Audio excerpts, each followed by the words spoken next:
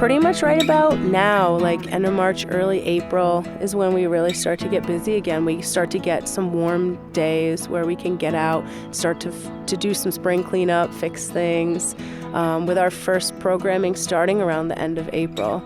So we jump right back in. May through September tends to be extremely busy for us, like burnout busy. Yeah, our time management trick is make one day off a week. We've been trying to do that for 4 years, and we never get that day off. So, Anna Plattner and Justin Wexler are the parents of 2 young children, which can be a full-time job in and of itself. Add to that their other baby, Wild Hudson Valley, on 95 acres of diverse forest, meadow, and wetland in Cairo, New York, with forest farming, eco-camping, and a packed calendar of environmental education programming. And if you're a regular Cats Cast listener, you might remember Justin from episode number 101, entitled Indigenous Catskills 101. It remains our most popular show. This time, I met up with Justin and Anna on their forest farm, where they took a break from spring cleanup to talk about Wild Hudson Valley, an educational organization with a mission to inspire learning and build connection through shared experiences in nature, history, and wild foods. I'm Brett Barry, and this is Cats Cast, the Catskills podcast. Yeah, my name's Anna Plattner. and I am Justin Wexler. And the two of us run Wild Hudson Valley together. So tell me how this all began. Well, in 2013, I had just graduated from Bard College with a master's in teaching, and I was totally burned out and needed to get back outside in the woods. And for a while, I'd been thinking about starting a business in environmental education. Funny enough, a few weeks after I had graduated from Bard, I saw an advertisement for a master naturalist training program, and it turned out that Anna here was the one organizing it, and that's where we met. We got to know each other for a few years while Justin ran Wild Hudson Valley on his own, and then we began dating, and it took a new life of its own. For the first number of years that we ran Wild Hudson Valley, we both also managed American Ginseng Farm, a large-scale wild simulated ginseng operation in the Catskill Mountains. But in 2021, we launched into Wild Hudson Valley full-time, both of us. And we've greatly expanded what we offer. We not only do environmental education now, but we have an eco camp with 4 campsites. We do a lot of programs, foraging workshops, and we have a product we call the Wild Harvest Box. I was just listening to a podcast from Nature Calls with Gene Thomas and others about John Bartram, and I thought there were some real parallels there between John Bartram and what you're doing. And funnily enough, it was John and Ann, and you're Justin and Anna. So can you tell me, have you made this connection before?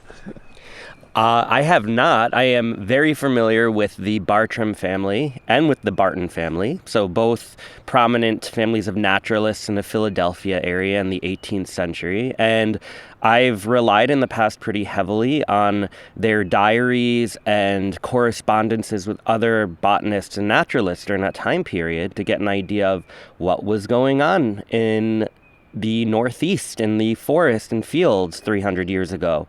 But yeah, other than, maybe some kind of through time spiritual kinship or connection, I've never made. I think it's very flattering you'd even think of us, with, on the level of the Bartrams.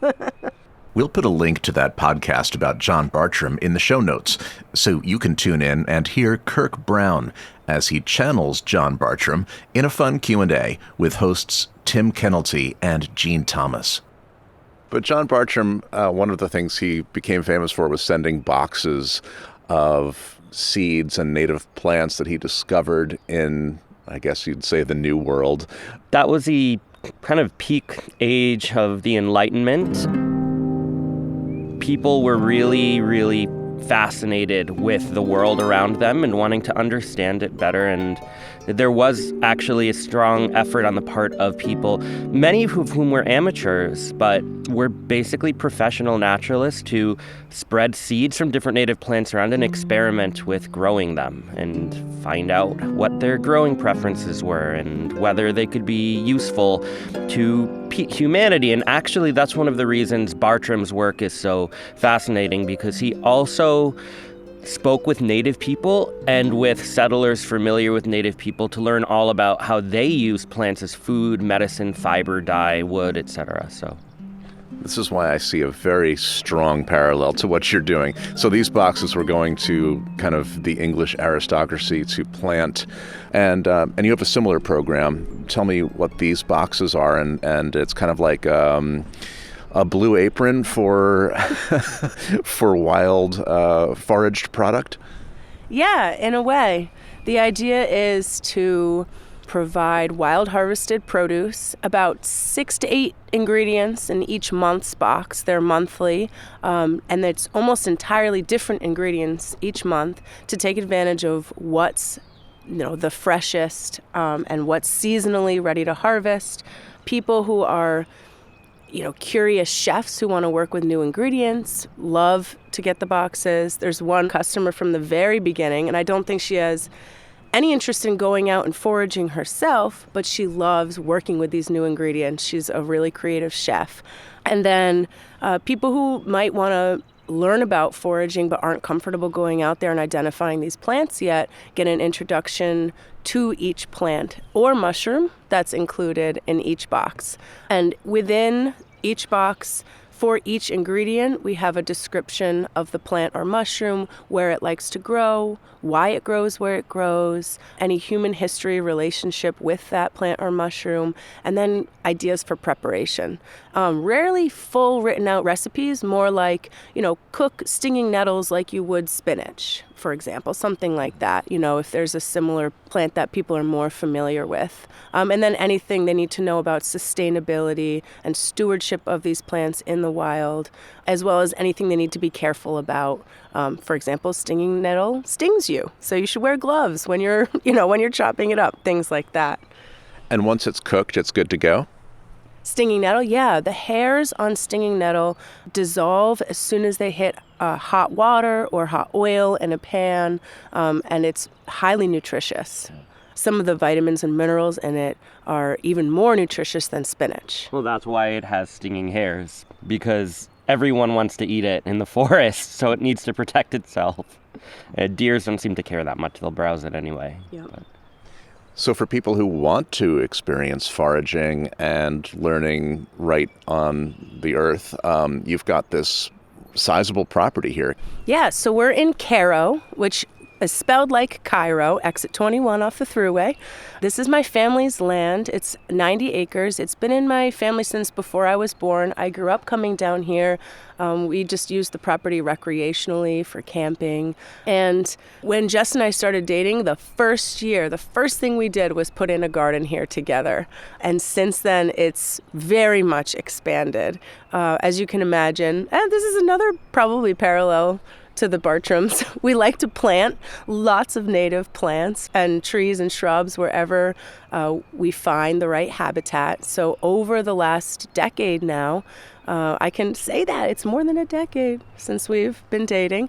We have put in, over 100 different species, and honestly, the biggest part of managing this property is controlling invasive species. Even more so than increasing the diversity by planting things, invasive species and deer management have been more important to saving the biodiversity that we have here.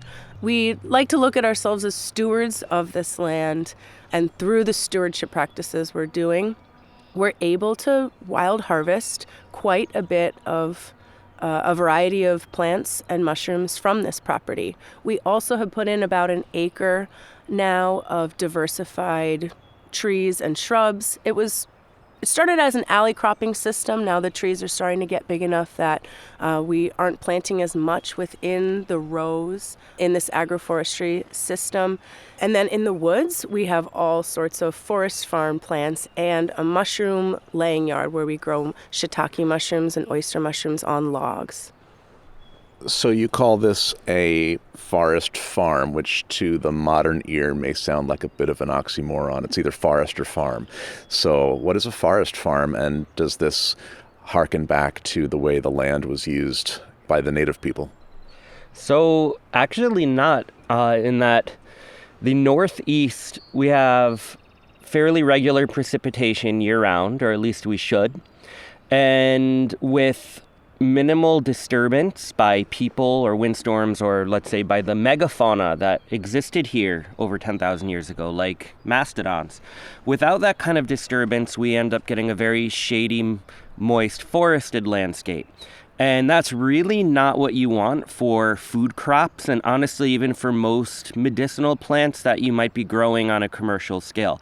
And so native people, for at least 7,000 years, they managed huge parts of the landscape by bringing in sunlight. So they did that through the use of low-intensity prescribed burns, so setting fire to meadows and to the forest floor, killing many of the trees in a process and bringing in more fire-tolerant species, and also by clearing the floodplain, so bottomland areas where the soil is really fertile, down along creeks, such as the Catskill Creek right here in the middle of this property. And keeping those places clear, not just for their agriculture, but so that sun-loving, food-producing species could thrive. Anything from blackberries and raspberries to American hazelnuts, elderberries, and so much more that really need sun. When we say forest farming, mostly what we're talking about is we're not just planting things in the forest. We are, in the case of some of our medicinal herbs, including and especially American ginseng, which we still manage on a very large scale. But it's more than just planting the woods. It is finding the exact right habitat, bringing in more sunlight through selective cutting, keeping the deer population down, because deer are our number one, I don't want to say enemy, but without apex predators, wolves and cougars have not been really a part of the landscape for 150 to 200 years. Things are out of balance. So it's a lot of work. You can't just plant stuff and walk off. You're going to lose everything within 6 months. I'm not even remotely exaggerating. No. I mean, just coming here today, we had a tree down across this fence, so now deer can get in and start browsing our shrubs before they even come up. And then our deer fence in the woods also has a branch that fell down on it, and deer could get in there too. So they'll do that in like 3 days. Yeah. 2 years ago, we had a tree fall down on our 8-foot metal deer fence. It's a pretty hardcore deer fence around the acre of our field operations. And we didn't see it for 2 days. During that time, a bear came in and devastated our hazelnuts, and it was followed by multiple deer that ate the buds off of over half of our fruit trees. I mean, I'm talking, that was in a 3-day period from one tree going down. Yeah, so I think when we're talking about a forest farm, it's a pretty contemporary concept. One of the types of agroforestry, forest farming, is growing plants or mushrooms in the understory of an existing forest. So in our case, our mushroom laying yard, where we're growing shiitakes and oyster mushrooms on logs, and then mostly forest botanical medicinal species that we're growing in the forest understory as well. American ginseng is by far our largest crop, but we also have golden seal, black cohosh, ramps, bloodroot, wild ginger, American spikenard, all these different super cool forest understory species, some of which are evolved to take advantage of this narrow window in the early spring that we're just beginning right now, called spring ephemeral plants, where they come up before the leaves come out on the deciduous trees, and they photosynthesize for about a month, and then they die back. And the main species that I'm talking about now is ramps or wild leeks, and they're coming up right now. They're only about an inch or two tall, sticking up out of the leaf litter. And over the next few weeks, we're going to see ramps fully emerge, and they'll have died back to the ground by mid-May. So it's a narrow window. And ginseng keeps coming up, and this is the OG for you two, kind of brought you together, right? And it's where you both started. So what's so special about American ginseng, and how do you cultivate it and promote its growth here? Was it always here? What are you doing to, foster its success? So interestingly, if my memory is right, I'm pretty sure John Bartram experimented with growing ginseng in his backyard. And he was using basically what we would call a woods grown method. So there are a few methods to grow wild ginseng, and I'll touch on that in a second. But American ginseng is a native species. We have 2 species of ginseng found in eastern North America. And there are about a dozen other ginseng species found in East Asia and Southeast Asia. Most, but not all, ginseng species have very high medicinal value. They are used almost universally by native peoples in Eastern North America, as well as by many East Asian cultures as adaptogens. So they are used to treat a wide variety of ailments as a panacea medicine. That's why the genus for ginseng is panax, from the Greek, meaning all healing, so panacea. Basically, what happened was a missionary in the early 18th century up near Montreal. He was corresponding with another Roman Catholic missionary in China at the time and finding out about how highly Chinese or Asian ginseng was valued by people across the Pacific. And at the time, many intellectuals in Western Europe were trying to figure out how did American Indian peoples end up in the Americas. And they were trying to, see how that fit in with their understanding of history through Christianity, through the Bible. They believed that the Americas were settled from Asia. And so they were constantly making comparisons between cultures in East Asia and in the Americas. And one thing they found was that ginseng and many other plants are found in both East Asia and Eastern North America. So basically, this missionary in China asks, hey, do you have ginseng out your way? So the missionary near Montreal asks some of the Mohawk women in his community whether they were familiar with the plant. He had a drawing of it, and they went out in the woods and dug him some. Go forward 3 decades, and the trade in American ginseng to China had absolutely exploded. Virtually all of the diggers were native people. This was a really great opportunity in a time when the fur trade was lagging, 1740s, early 1750s, where native peoples, including in the Catskills, were able to bring in some extra supplemental income by digging the roots. I could talk about that history decade by decade, but I'm going to stop there. But basically, it still has that high value, and almost all of the market is overseas. How are people here using it? Most of the ginseng you're going to find in even just a local pharmacy in, let's say, an energy drink or in a supplement. That is not the ginseng that we are growing. That is field-grown ginseng. It's cultivated mostly in Wisconsin and Ontario. New York used to have an industry in that 150 years ago. But anyway, that ginseng is grown really intensively in a field setting under shade cloth. Because of that, it's much cheaper. It doesn't have the same age and character. It literally can't survive past 5 years, pretty much. What we are doing is called wild simulated production, where we are growing ginseng exclusively in American ginseng habitat, which is actually not easy to come by.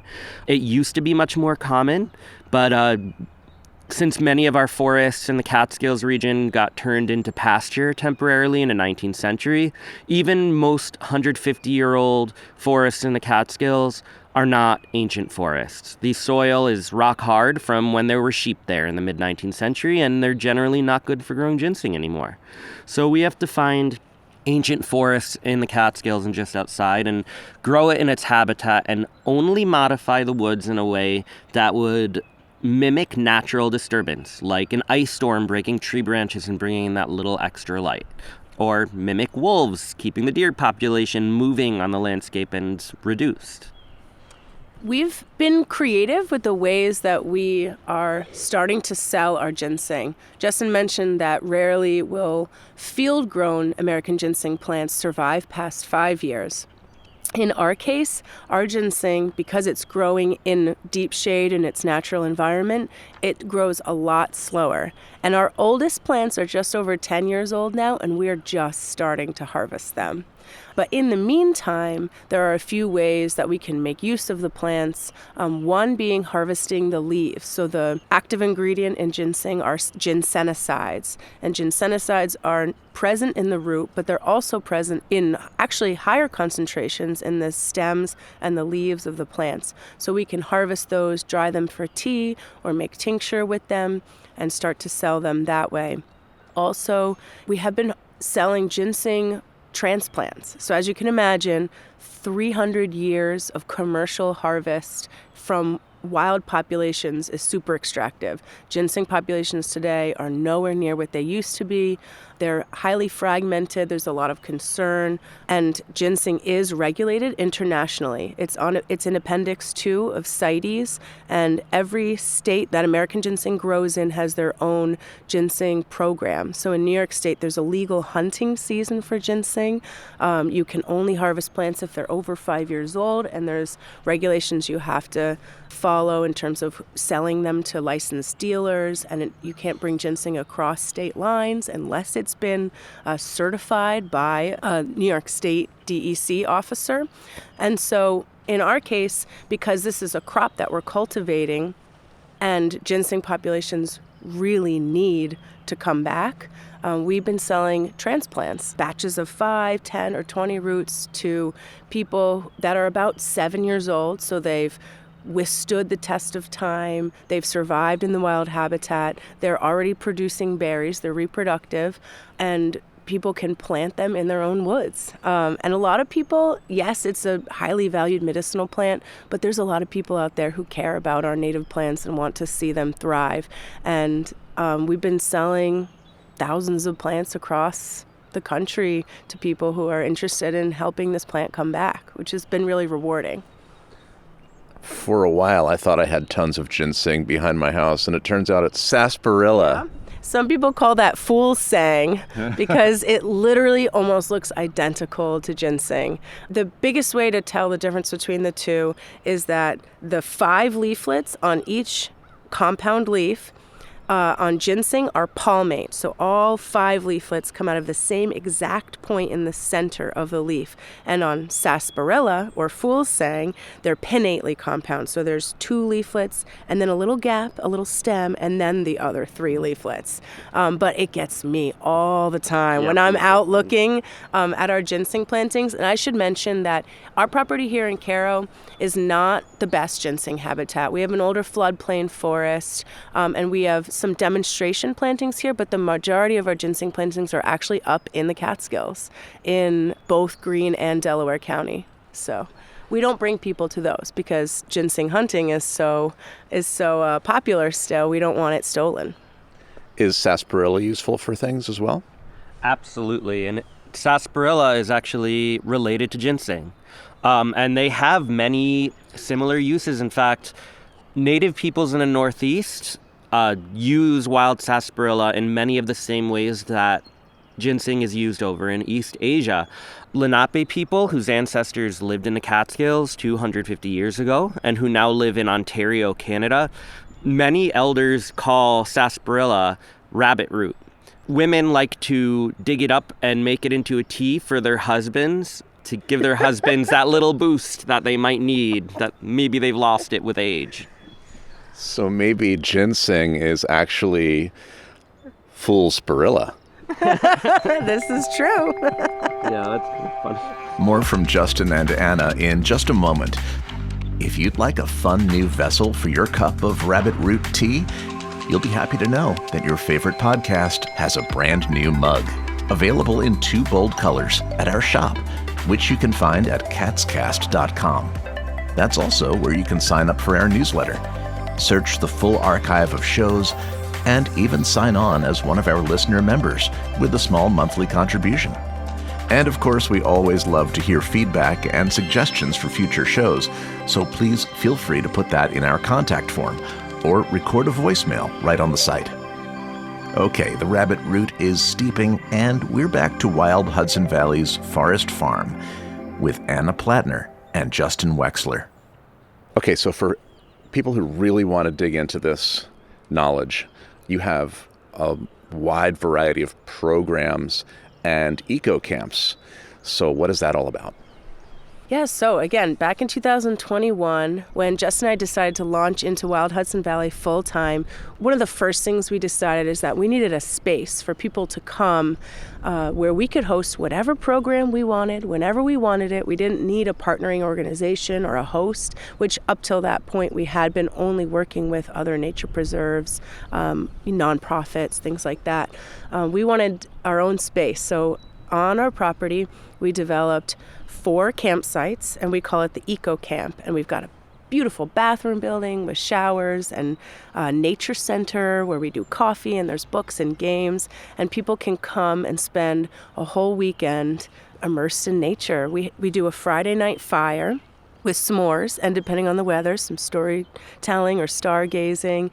On Saturday and Sunday mornings, we have programs. So it's typically like a guided tour or walk one day, and then a hands-on workshop the other day. Often a forest farm tour and a foraging workshop, or maybe it's a mushroom walk, and we're doing a native dye plant workshop, tree bark medicines, like all different themes, bird watching throughout the summer. Each weekend's a little bit different. And you don't actually have to come and stay at the camp to participate in the programs. So for our campers, all 3 programs are included in their reservation. We don't really want to be just a place to camp. We're trying to cultivate, that experience in nature and learning that we are so passionate about. But for people who live locally who don't need to come and stay, you can sign up for every program individually as well online. Pretty much from Memorial Day until Labor Day weekend, we have programs pretty much every weekend. And our first program is going to be at the end of April, an early spring foraging workshop. And then in mid-May is our ramp workshop. We'll go into the habitat where we find wild ramps or leeks and talk about stewardship, because it's very easy to over-harvest ramps, and there's a lot you need to know about how to manage a population. And then also look at some of the other plants that grow alongside ramps, like wood nettle, which is a delicious spring green that we find growing right alongside ramps. Also yellow or black birch with their wintergreen oil will make a tea. And at every one of our foraging workshops, we also do a tasting at the end. Nothing major, but we'll cook up some of the plants or mushrooms that we find and have a tea for people to taste as well. Maybe some bread with ramp butter, something like that. I just want to say something just kind of funny, which is, we have the overnight stays. We never intended to be like a hospitality business. We're first and foremost, educational and trying to connect people to the nature and to the past. But our literal existence is tied to Catskill Mountain region tourism. Anna's great aunt had a boarding house here in Cairo back in the 1930s. And my mom's family came here from Italy in the 1960s because my grandma's brother was running a resort in East Durham. So both of us would not exist if it was not for early to mid 20th century Catskill Mountain resorts. What we really strive to do is make people, help them develop ecoliteracy. Develop the ability to not just feel comfortable in the natural world, not just to realize how much we are a part of the natural world, but to be able to read the landscape, whether that be to have an idea of historically what happened in the woodlot you might be in, or have an idea of, let's say you're walking in January in a forest, you might know just by what you're seeing, by reading the landscape, what to expect if you returned in the spring and were going to harvest wild plants for food. One thing that I think has been really eye-opening for people is learning that common milkweed, not only is it a delicious edible vegetable with different parts that are edible at different times of the year, as well as being a plant that many people are familiar with as the host species for various pollinators, including monarch butterflies. But people are also amazed to learn about all the ways in which common milkweed has been useful for native peoples in the Northeast as a source of fiber for weaving, as a medicine, as a source of sugar, actually, that you can extract from the flowers. It is a plant, a native plant that has almost no market value in terms of selling. And we've learned this the hard way. If you try to sell, let's say, milkweed buds as a vegetable at a farmer's market, it is a really hard sell. People think you're trying to poison them. They don't want to pay for it. They don't trust you. It's one of the reasons why we developed that CSA-style wild harvest box, so that people don't know what they're going to get. And they have a whole fact sheet telling them about that plant, its ecology, but also comparing it to vegetables and mushrooms people are familiar with. This way people see these wild plants they might have in their backyard in a new way and value them in a new way, and don't just treat them as a weed or as a pretty flower. So when things hit the fan, it's good to have this knowledge. I'll be happy to be friends with you guys because apparently there's food all around us. You know, back in the day, before things got really out of balance, I'm talking, let's say 350 years ago, the landscape was much richer in edible food plants, in game animals, in fish, and even with that absolute richness in food, people who were intimately familiar with the landscape, like the region's native peoples, would still have years where there were food shortages. And the population of people was pretty low back then. And, you know, as much, I don't mean to be a Debbie Downer, but as much edible plants, food as there is on the landscape, if the, proverbial feces hit the fan, it would be pretty bad for the environment if everybody went out trying to survive off of, wild greens, basically. And I guess we see this with wildlife. I mean, they're pretty close to starvation many times. You see that with the deer, and that's why they're browsing on things we don't want them to. Yeah, absolutely. It's kind of a situation where the more we lose young trees and native shrubs to deer browse, to various other environmental pressures like forest fragmentation, smothering by invasive species, the less deer have to eat. The more they browse native shrubs and young trees, or ferns even, that deer normally don't like to eat. And then we start losing those on our landscape. And it's a slow but fast catastrophe that's happening, not just in our forests, also in our meadows, that might not be visible until you gain that kind of ecoliteracy that I've mentioned. And can you briefly explain the concept of ethnoecology?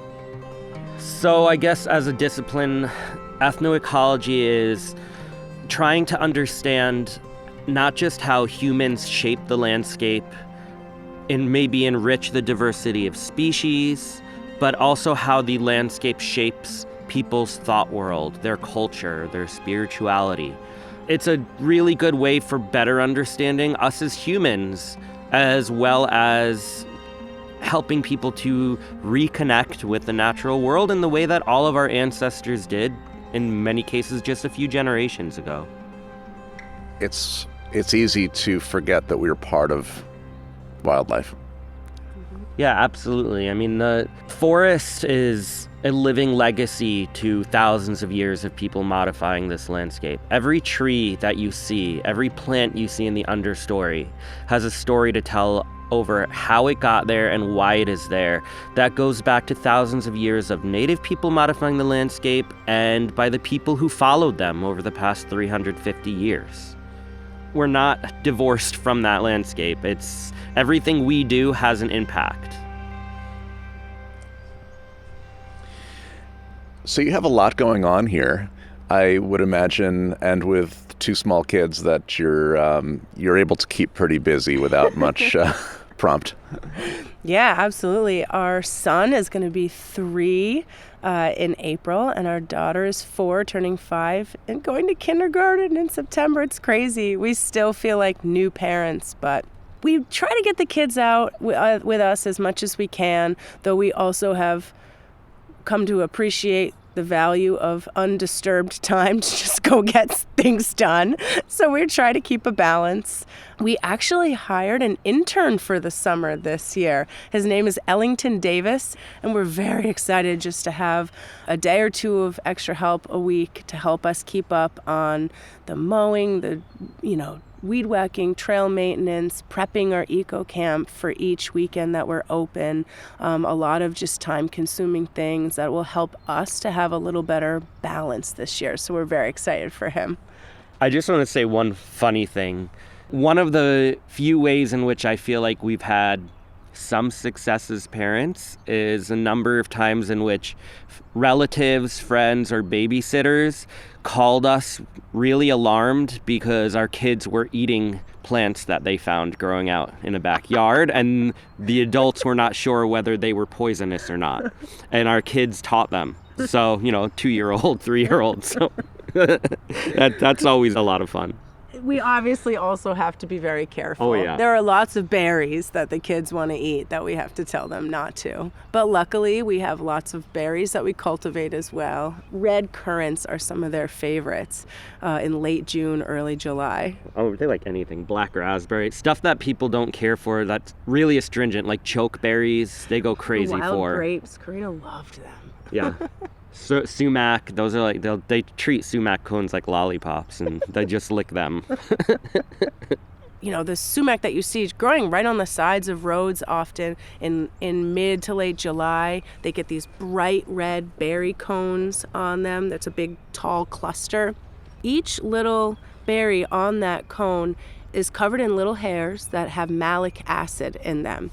And if you take that cone and submerge it in room temperature water for a few hours, shake it every once in a while, the malic acid dissolves into the water, and you basically have pink lemonade, because the red color often turns the tea pink, and then you sweeten it to taste, and you've got sumac-ade. I just want to note quick that malic acid, that's what makes Sour Patch Kids sour. Yeah, it's a totally normal acid. Yeah, that's... And there's poison sumac. Is it the same?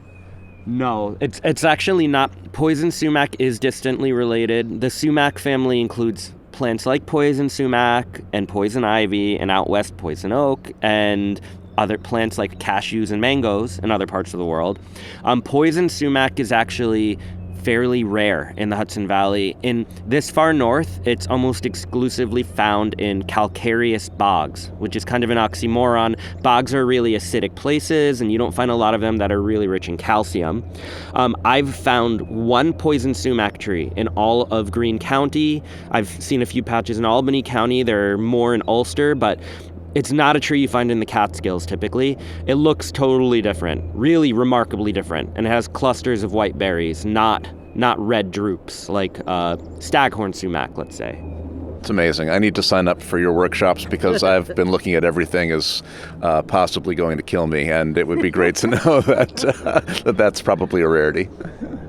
Yeah, we'd love to have you come along. And you also do consultations on other people's properties, locals. You go there and tell them what's there, what they have, what's around them. Yeah, absolutely. That's one thing that's been really fun, is getting to travel around and go explore other people's properties with them.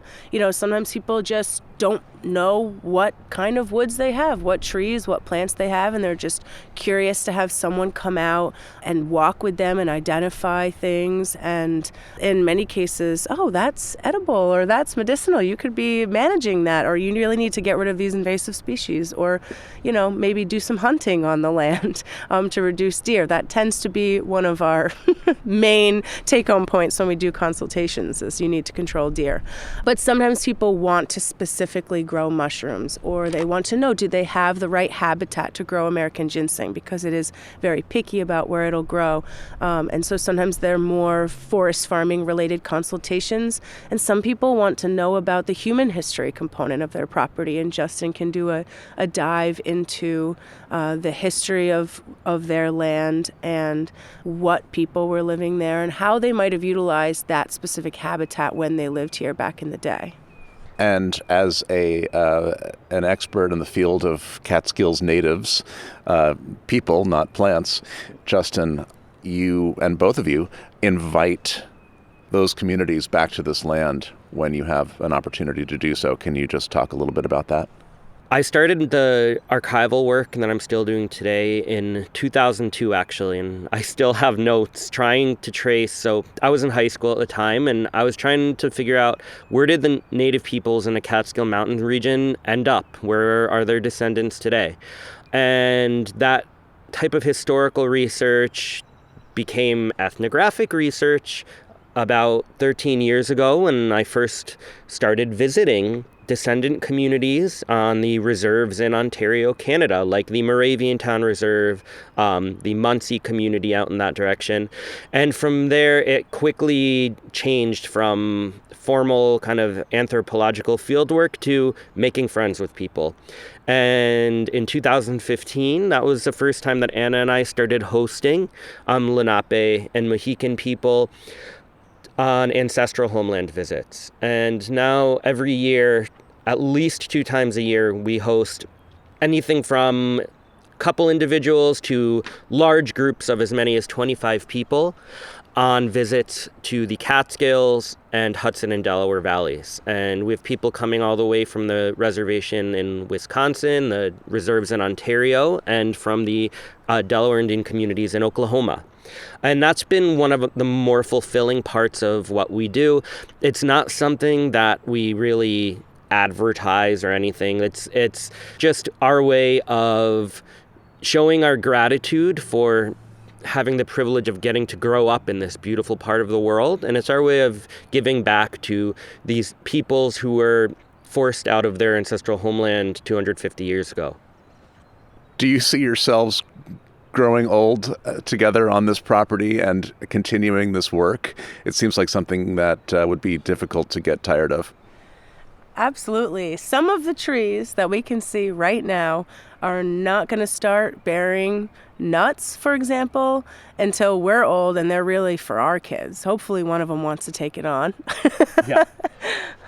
We have our day. We have days where at least I do, where I almost want to give up because the invasive species are so bad, and it's more than we can, us and Anna's father, more than we can handle.